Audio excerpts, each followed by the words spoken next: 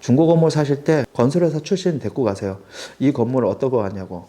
규모 또한 자기가 가지고 있는 시간과 위치와 비용에 대한 생각을 하셔야 됩니다.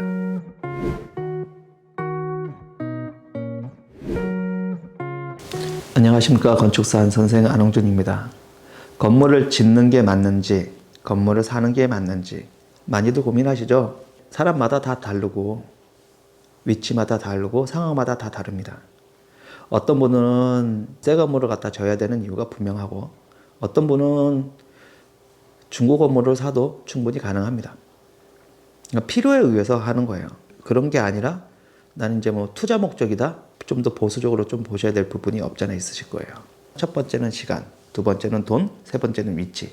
자, 첫 번째 시간에 대해서 말씀드리겠습니다. 내가 건물을 새로이 짓는다라는 관점에서 설계의 시간과 공사의 시간, 그 다음에 준공하는 시간, 이주하는 시간, 이 시간이 필요합니다. 근데 급하다고 한다면 중고 건물을 사야겠죠. 왜? 바로 들어가야 되니까. 근데 시간적인 부분에 대해서 어느 정도 기다릴 수 있고 그거에 대해서 대처가 된다면 새 건물을 지시는 게 낫죠. 나이가 하려고 하는 목표에 정확하지 않을 수도 있어요. 위치까지 가장 적절하다면 사시면 돼요. 새 건물도 마찬가지예요. 내가 시간에 대한 거와 비용에 대한 거, 그 다음에 위치에 대한 게, 이 3박자가 제대로 딱 맞다? 거기에 내가 하려고 하는 거가 자체가 여기에 적용이 가능하다라고 한다면 새 건물을 지시는 게 낫습니다. 새 차하고 중고차가 있다면 새 차가 갖는 장점, AS라든지 이런 게 있죠. 그 다음에 중고차가 갖는 장점, 약간 새 차보다는 약간 떨어지지만 또 어느 정도 노후화됐지만 내가 접근할 수 있는 금액대가 범위가 괜찮고, 그렇지만 이 차는 벌써 옛날 차, 요즘의 트렌드를 반영 못하는 부분이 있어요. 그러다 보니까 중고차 중에서 잘 팔리는 중고차가 있고 안 팔리는 중고차가 있어요. 시간과 비용과 그 다음에 위치, 이 3박자가 제일 중요합니다.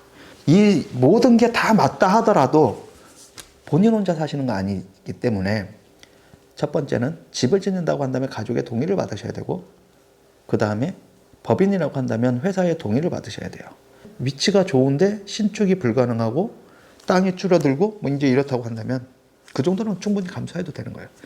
새 건물을 갖다 짓는다고 한다면 뭐 새 차 사는 것처럼 AS라든지 이런 거 저런 거 부분이 수월해지고 요즘 트렌드하고 요즘 옵션에 맞게끔 건물을 갖다 지시면 우려하시는 공실률이라든지 이런 부분에 대해서는 좀 많이 해소가 되어질 수 있을 거예요. 규모 또한 자기가 가지고 있는 시간과 위치와 비용에 대한 생각을 하셔야 됩니다. 이런 거 전체를 하실 때 상가 비율은 낮추세요. 상가, 주변 상가 공실률 높습니다.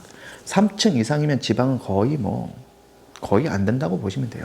2층까지는 그냥 한 번에 올라가지만 3층은 안 된다고 보시면 돼요.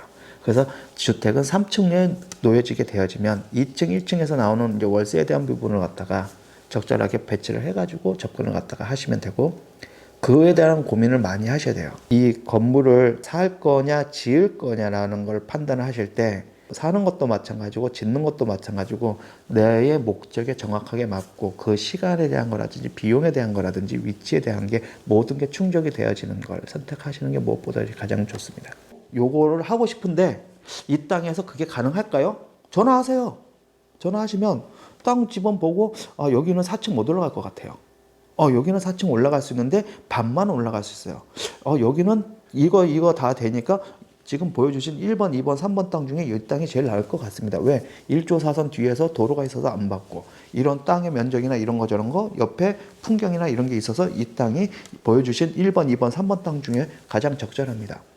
근데 그 적절한 건물이 지은 지 얼마 안 됐다면 이 건물 사세요가 되는 거고, 이 건물이 노후가 됐다면 들어가서 사시는데 문제 없겠습니까? 한다면 만일에 지어야 한다. 그러면 그때 지으시면 된다는 이야기입니다. 급하게 생각하지 마시고 바둑 하나 둘 때 오랫동안 쭉 생각해서 한 수 둔단 말이에요. 왜? 실수하지 않기 위해서. 부동산 중개업자, 건축사, 시공자 믿지 마십시오. 자기 재산이기 때문에 자기 꼼꼼하게 다 짜줘야 됩니다. 중고 건물을 사실 때 실수하시는 거 한 가지 말씀드리면, 건물을 잘 안 보고 사세요. 중고 건물 사실 때 건설회사 출신 데리고 가세요. 이 건물을 어떤 거 같냐고.